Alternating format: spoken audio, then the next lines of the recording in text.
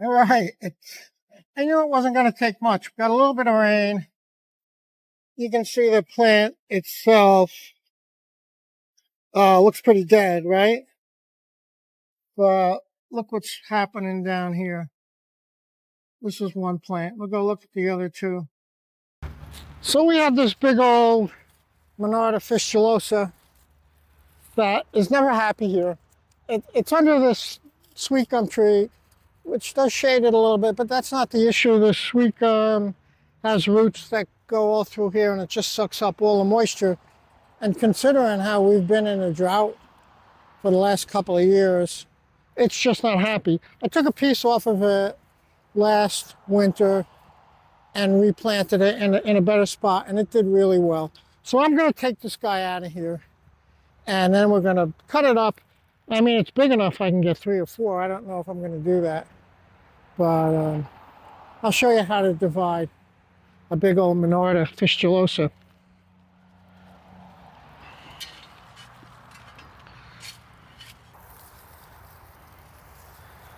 So this is one piece. This is another. This is a piece I can plant like it is, and I'm going to break that one into 2, and then we'll plant them. Okay, so I cut these back, little head shear. This one is kind of big. I'm going to split it up.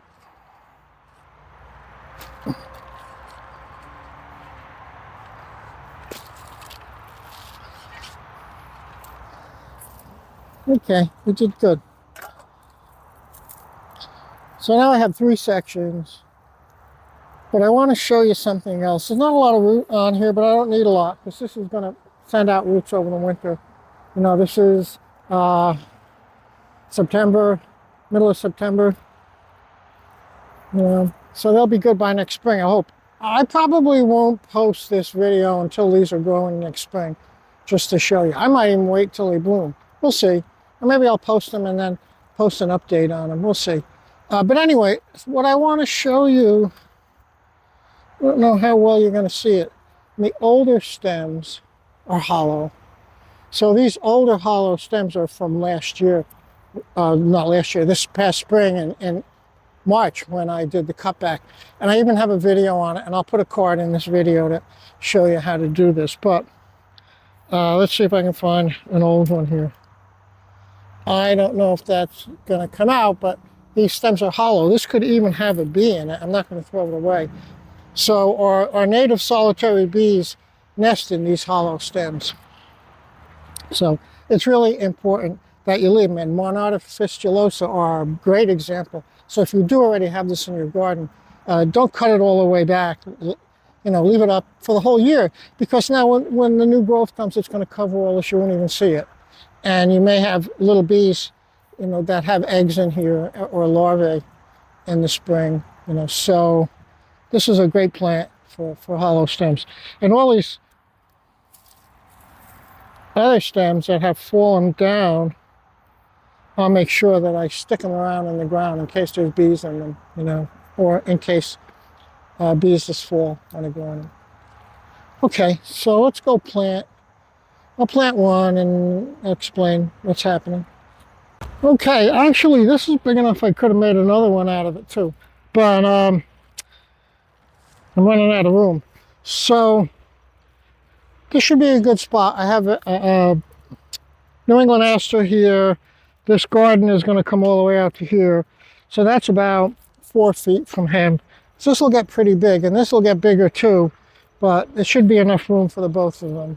I want to show you something.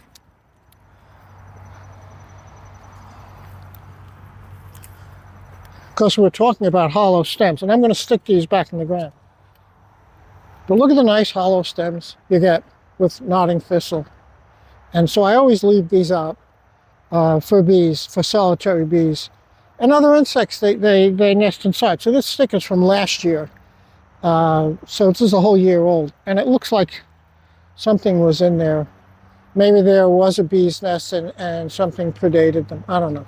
But anyway, that's beside the point. But there is beautiful soil here. So I just want to tap it down really good. And I'm going to stick these thistle branches back in here.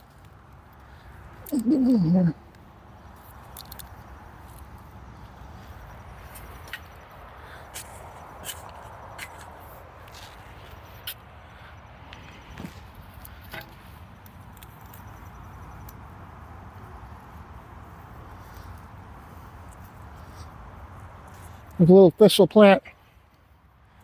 Wow, this is beautiful. And that's it. I'm going to plant the other two, and the rain is getting a little stronger, so I'll probably get out of here then. But then we'll see how these do. I'm pretty confident they'll do really well. So, okay, see you a little bit. So now it is about a month later since I've divided the Monarda fistulosa. I don't know what they call it. They might call it wild bergamot. I know there's a lot of common names for it. Bee balm. But anyway, I split it up into three, as you've seen in the earlier video. We're going to go take a look at it. See how it's doing. You know, it's been very, very hot and dry. There's been almost no rain, and it's been well in the 80s. So nothing was happening. There wasn't even a little sign of greenery. So I was a little concerned. I did give it some supplemental water. But now we got a good rain last night. And let's see if anything is happening. I know it doesn't take much. You know, I saw a little bit of green showing up. So I know it's ready to pop. So we'll take a look. See what's going on with it. All right. I knew it wasn't going to take much. We got a little bit of rain. You can see the plant itself looks pretty dead, right? But look what's happening down here. This is one plant. We'll go look at the other two. See if anything's happening there. Okay, here's one of the other ones. This is the big one that we put in, and as you can see, it's really sprouting. Even a couple of sprouts on the stems, which it didn't have before. And the other half of that is back there. And this plant right in front of it, well, that's a Rudbeckia hirta that's going to be for next year. So we'll see what happens. If it's too close, which it shouldn't be, but if it is, I'll move it. That's all. Not a big deal. So here are our Monarda fistulosa that we divided a month ago. They had absolutely no growth a couple of weeks ago, and now, as you can see, they're really sprouting. So I'll probably end this video here, and we will come back in the spring and do a couple of videos in the spring, and then in July when they're in bloom, and we'll see how they look. I think they're going to be really nice. Monarda fistulosa, deer aren't going to eat it. I'm pretty sure that the rabbits aren't going to eat it. Very hardy. It should get through the winter fine, and it'll be beautiful lavender flowers next summer.